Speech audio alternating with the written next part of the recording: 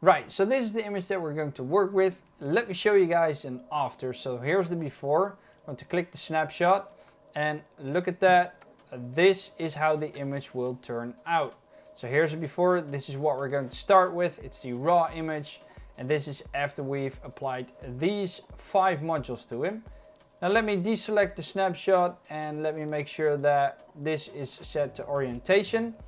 The first module that I want to use is the basic adjustments because I just want to level everything out. So I'm quickly going to increase the black point. I'm going to increase the exposure by quite a bit. I'm going to compress the highlights quite a bit as well. And I'm going to change the middle gray to brighten it up. I'm going to decrease the brightness just a little bit. I'm going to up the saturation by just a little bit as well. Now let me close that one down, and now we're going to use the tone curve module, and this is where the magic happens because we're going to dodge and burn his face. So let me open that one up and let me activate it. This is the first instance. We'll need 2 of them. And what I'm going to do is click the symbol drawn mask. I'm going to use the drawn mask brush. So here we go, here's the brush, and I want to decrease it in size because what I want to do is I want to paint over these dark areas on his face. So I'm going to do that, and now you see that the mask is being applied. Let me place my mouse inside the mask, hit shift and decrease the feathering by scrolling the mouse wheel button away from me. And now let me hit Control and then click this symbol again, and that allows you to add several brushes to one mask or one module all in one go without using a new instance or duplicate instance or anything like that. So here's 2, and we need to add another one for his lower part of the face. So let me increase the brush size by scrolling the mouse wheel button towards me. Just going to paint over it. And here we go, right next to his tongue. There we go. And let me add another one. I'm going to decrease the size for that one. I'm going to paint over this side of the face. I don't really have a steady hand, unfortunately, but there we go. And then this side as well. And when you do that, make sure that you use one for the darker areas of a face and another instance for the highlights of the face. I'm going to show you guys how. So I've painted over the dark areas. What I want to do is I want to add 2 more. So one along this side and then another one in his ear. There we go. I think that will look pretty fine. I'm going to click this symbol because I don't want to see the masks. And what I'm going to do right now is I'm going to drop this down. Now this looks absolutely horrible, but for that we need the feathering and we need the blur. And that will blur everything out and then feather everything. This might be a little bit too much, so I'm going to decrease the effect just a little bit. Now let me show you guys the before and after. So here's a before and then here's an after. And what we're going to do right now is because we targeted the dark areas of his face, we're going to use a new instance to target the highlights of his face. So once again, add a mask, a brush, and then I'm going to paint over his nose very gently. There we go. I'm going to use another one for this part. And then I'm going to use another one for that part.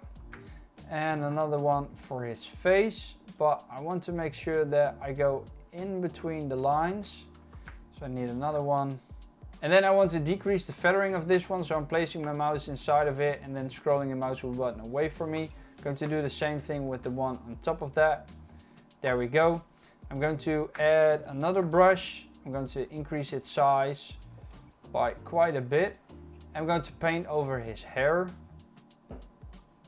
because the light is on top of his hair. It's more in the left corner over here, but I think this will look pretty fine. And now I need another one for the mustache. So I need to decrease its size a little bit in this area. And then I need another one for that area. And maybe if I close this one down, go back to this one, I can paint a little bit under his nose. There we go. Okay, so let me increase the brightness. And you see that the effect is very strong. This looks absolutely horrible. But like I said, we're going to feather it, we're going to blur it. and that already makes a huge difference. Now let me show you guys a before and after. So here's the one without the dodge and burn applied, but after the basic adjustments. And now this is the part where we've done some dodging and burning to his face. If you don't like how something looks, you can always tweak it. You can make it less bright, or you can brighten it up in different parts of this image, but I'm going to place it. There we go. And the same thing goes for the darkened areas. You can darken it some more, but that obviously looks horrible. So let me place it back to where we had it. Maybe increase the feathering just a little bit. There we go. And now there's one more thing I want to do.